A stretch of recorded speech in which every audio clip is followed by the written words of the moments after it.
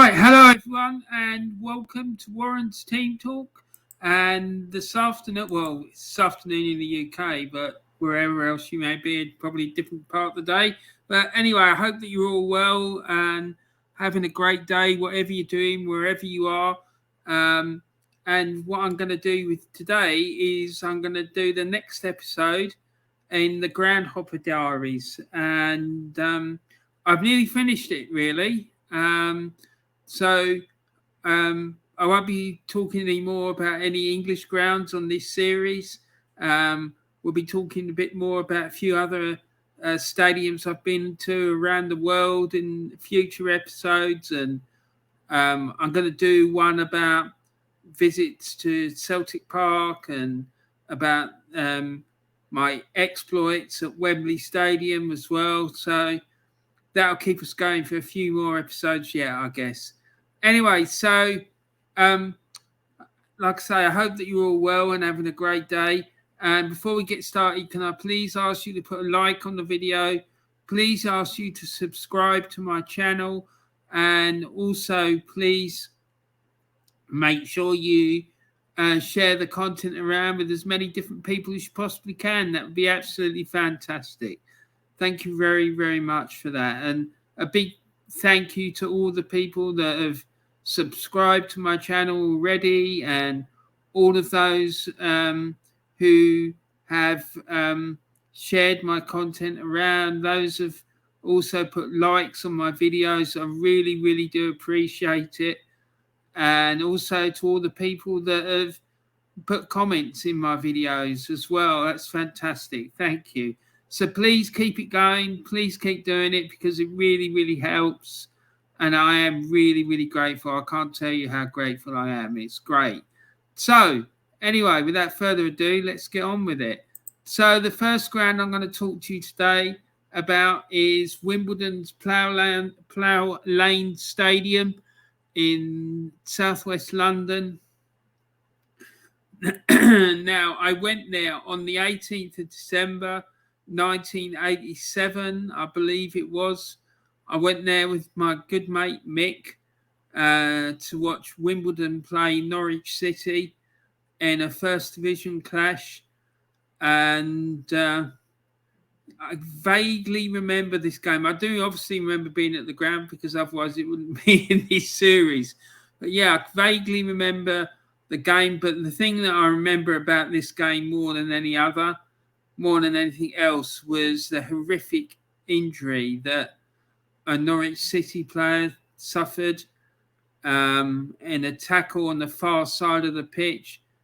And it still sickens me today when I think about the tackle that poor lad received.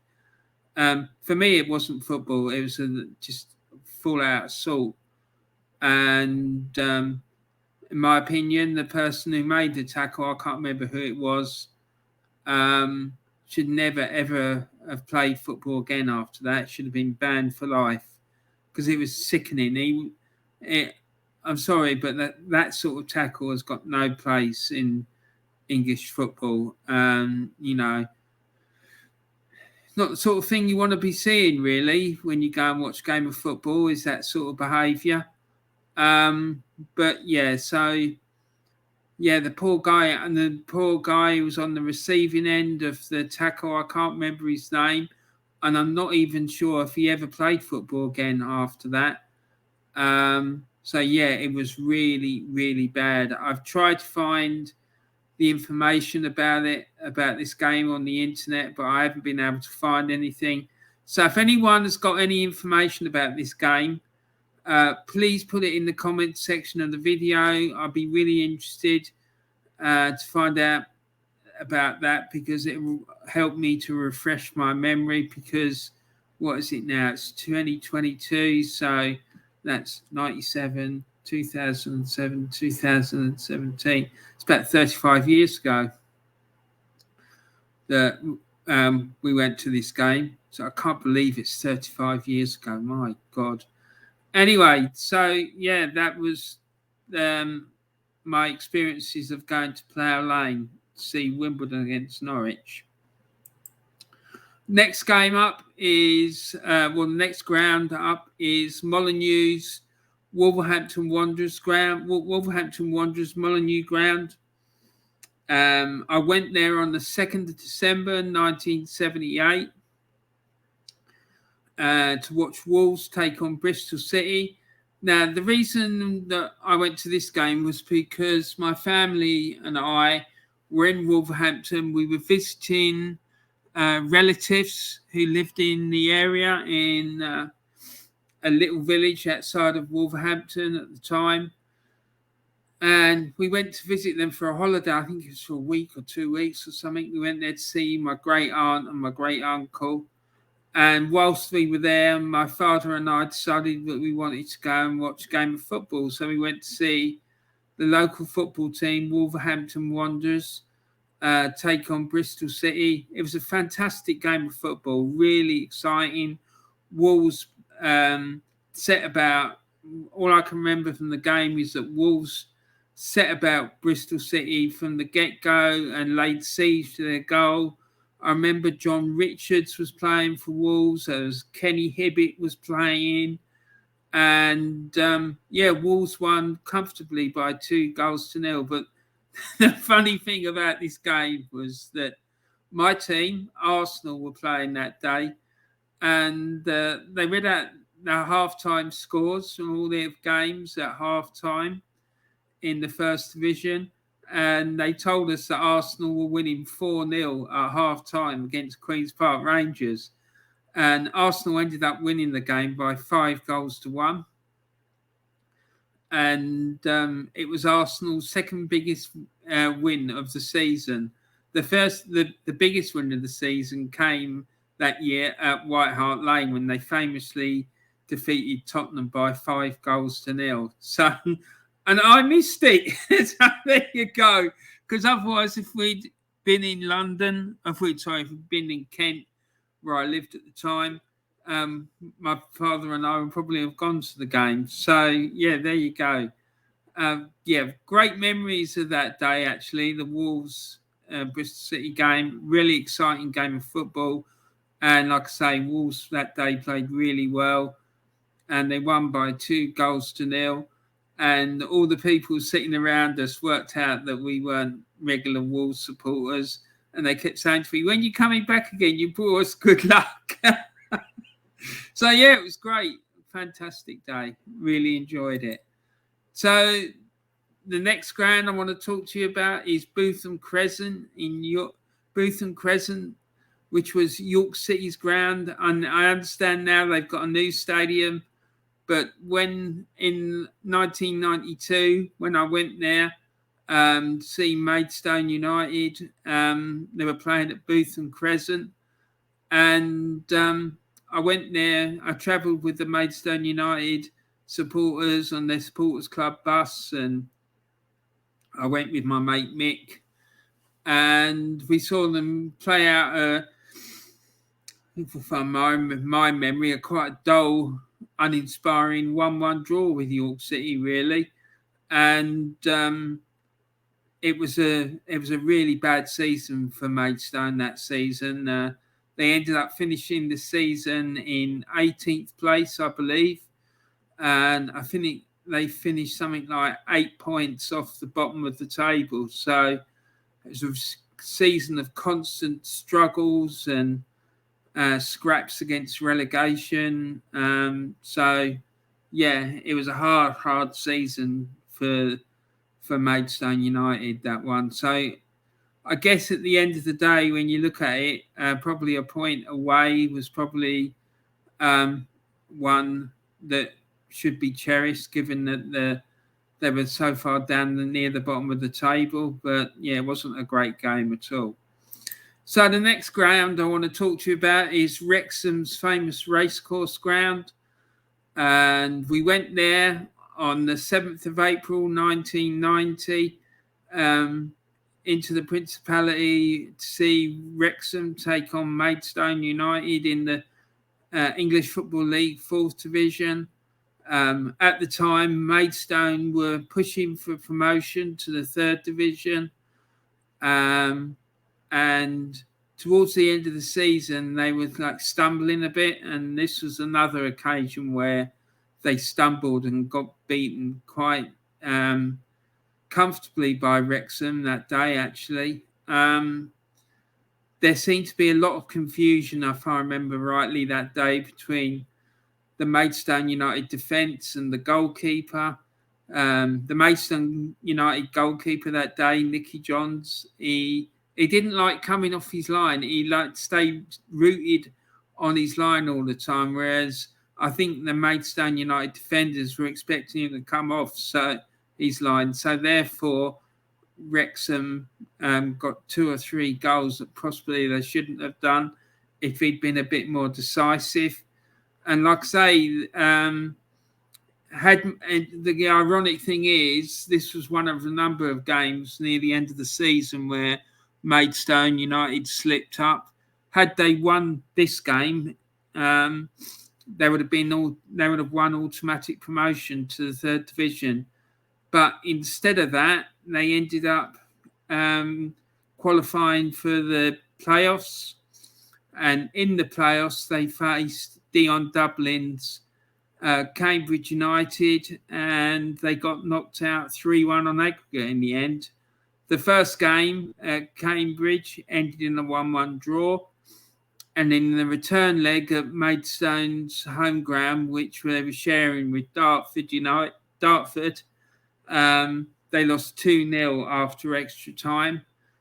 The second goal come in, and think about the second minute, with just 2 minutes to go of extra time, and scored by Dion Dublin as well. So that sealed Maidstone's fate, and they never won promotion. And then the club just sort of went into decline after that, and ended up going bust, unfortunately.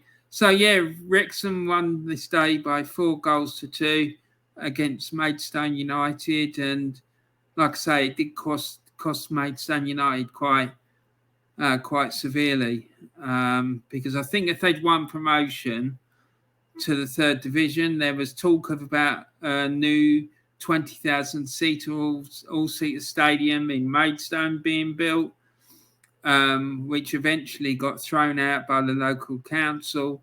But had Maidstone United won promotion to the 3rd division, I think the local council would have found it a lot more difficult to reject the plans. So there you go.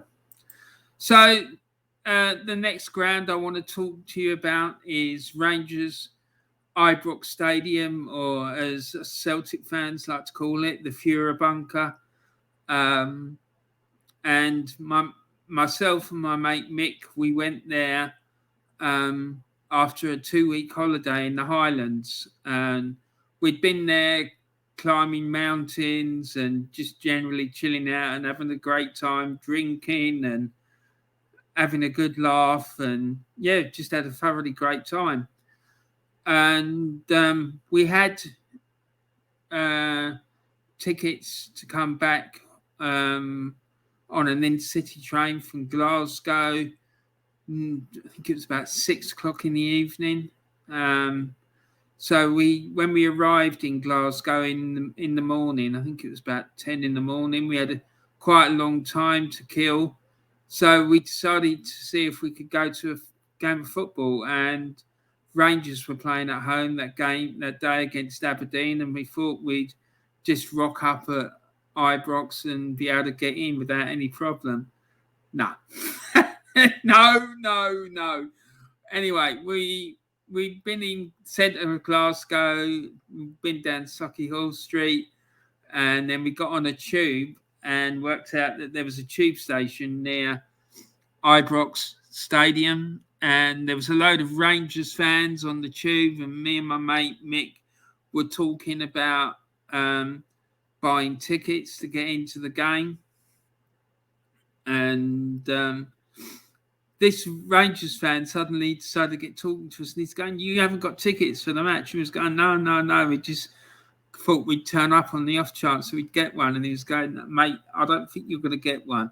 It's going to be really difficult for you to get one. I wish you luck," he said, "but I don't think you'll get one." He said to us, he told us where we needed to go. to get a ticket, and I queued up outside this sort of caravan thing that was parked outside the ground where they were selling tickets out of it, and I managed to get us a couple of tickets, luckily, and off we went to the match.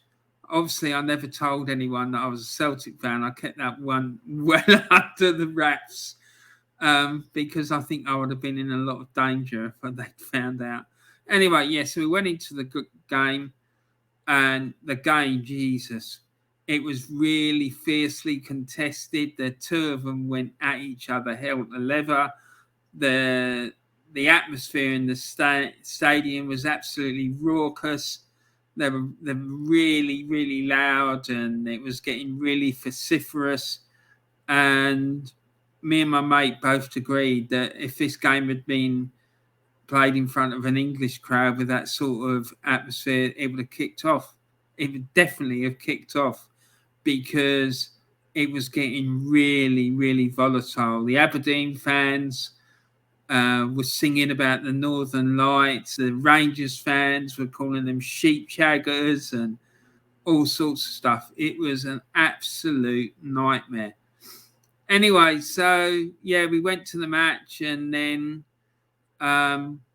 it was enjoyable afternoon's entertainment, I have to say, even though Rangers did win by 2-0.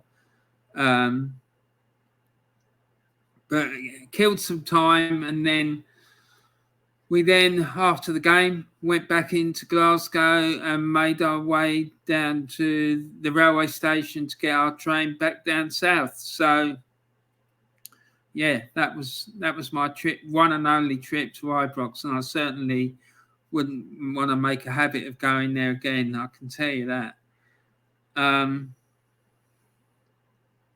That was Rangers.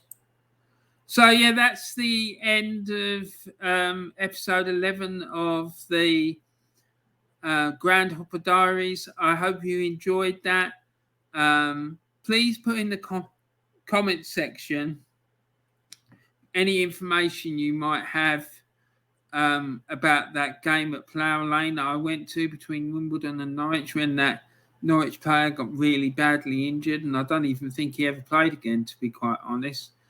And also any recollections, or if you went to any of the games that I've just mentioned, I'd be really delighted to hear about any comments or read any comments about those games, and also your memories of going to any of those grounds for other matches as well. So, anything you want to tell me about those grounds, or even any other grounds that you've been to and experiences you've had, and I'd be delighted to read them. I always find it interesting to hear about other people's stories of going to football and stuff. That'd be really fascinating for me.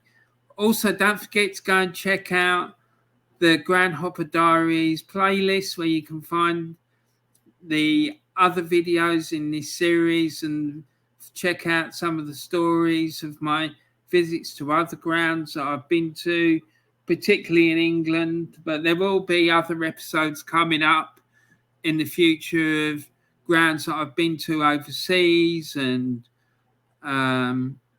things like that. So, and maybe and there will be a special one for my trips to Celtic Park and